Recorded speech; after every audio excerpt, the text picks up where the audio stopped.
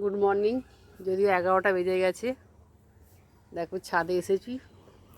কাল থেকে তো আবার প্রচণ্ড গরম শুরু হয়ে গেছে, দাবদাহ চলছে। আজকে আকাশটা কিরম ঘুমে, আর যেটা বলছিলাম প্রচণ্ড দাবদাহ কাল থেকেই চলছে। রোদটা সেরকম তীব্র নেই, কিন্তু কিরম একটা আবছায়া গরম। বৃষ্টি হবে হবে মনে হচ্ছে, কিন্তু সেরম তো নয়। পুষ্প বৃষ্টির মতন আকাশে দাঁড়ালে এক ফোঁটা যেন কীরকম গায়ে পড়ছে। গাছগুলো তো রোদে পুরো শুকিয়ে যাচ্ছে, কি বলবো। ওদের আর দোষ নয়, কোনো রকমভাবে যত্ন করতে পারছি না গাছের। রজনীগন্ধার কুঁড়িটা হয়েছে যেন কীরকম শুকনো শুকনো হয়ে আছে। একটা একটা করে ফুল ফুটছে।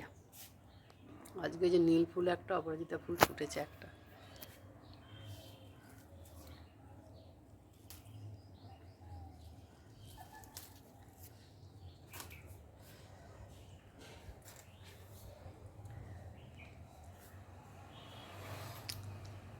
এগুলো কি যে আগাছা গাছ, বড় বড় হয়ে যাচ্ছে, বুঝতে পারছি না।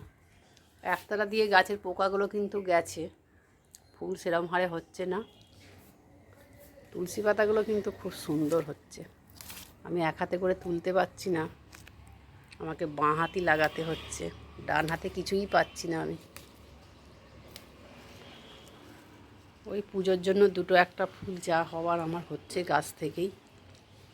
মোটামুটি পুজোটা আমার হয়ে যাচ্ছে। শরীরের কষ্ট হলে আর কি বলবো তোমাদেরকে, বলো তো।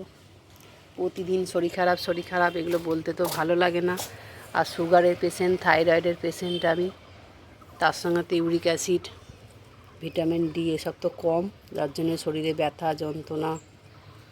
জানি না, আমরা যখন আমাদের সময় ছোটোবেলায় তো সেরমভাবে যত্ন কেয়ার মায়েরা করতে পারতো না, মায়েদের প্রচুর কাজ থাকতো।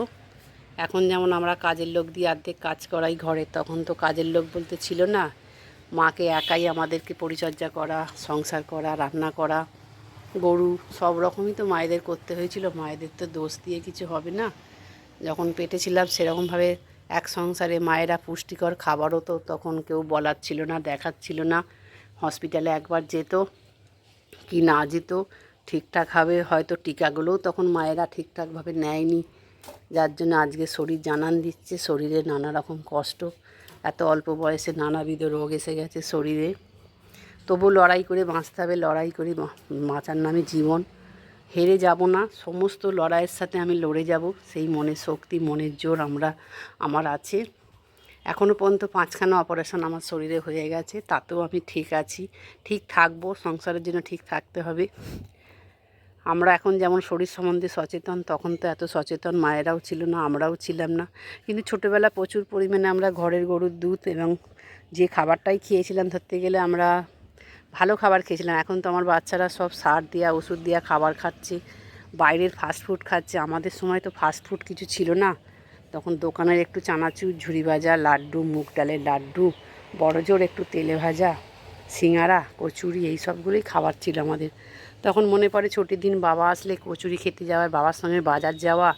একটাই উদ্দেশ্য ছিল যে কচুরি খাবো, মিষ্টির দোকানে মিষ্টি খাবো, কচুরি খাবো। এখন তো ছেলে মেয়েদের তো চাইনিজ খাবো, চাউমিন খাবো, থাই ফুড খাবো, মোগলাই ফুড খাবো, বিরিয়ানি খাবো।